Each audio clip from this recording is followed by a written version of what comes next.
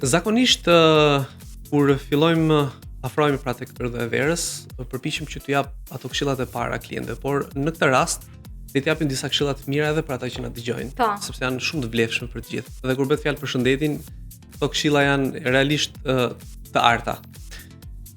E para, fillojmë me ujin. Uji është në dy kategori, do ta ndaj në dy kategori. Kategoria e parë është uji i zakonshëm që ne pim, pra duhet të hidratohemi jo vetëm kur shkojmë në palestër, por gjatë gjithë ditës për shkak të temperaturave të larta. Dhe kategoria e dytë është uji me elektrolite, të cilën njerëzit janë shkalojnë. Një pjesë nuk e dinë, një pjesë e dinë, por kujtojnë se është thjesht një diçka që është kot. Por në fakt është shumë e rëndësishme, sidomos për ata që merren me aktivitet fizik dhe sportistët patjetër.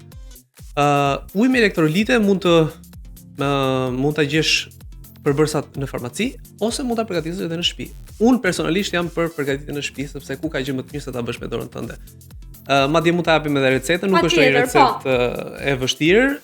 Uji duhet marrim si zakonisht. Duhet hedhim një lugë mjalt, pra uji duhet të jetë në një shishe të paktën 1 litër.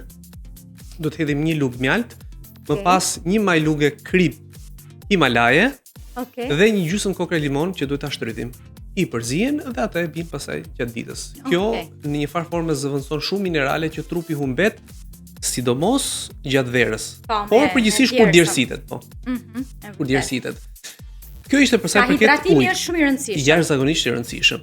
Pastaj kalojmë tek pjesa tjetër që duhet të zgjedhin orarin e duhur për të shkuar në palestër. Tani preferohet orari i mëngjesit dhe orari mbas ditës vonë. Po flasim gjithmonë për orët që ka kaluar ai piku i vapës, sepse në një farë forme trupi në thonjza stresohet kur ti punon në kushte jo të përshtatshme, pra kur ti stërvitesh në kushte jo të përshtatshme. Kështu që këto janë dy oraret që janë më të mira për periudhën e verës. Pastaj vin tek veshjet.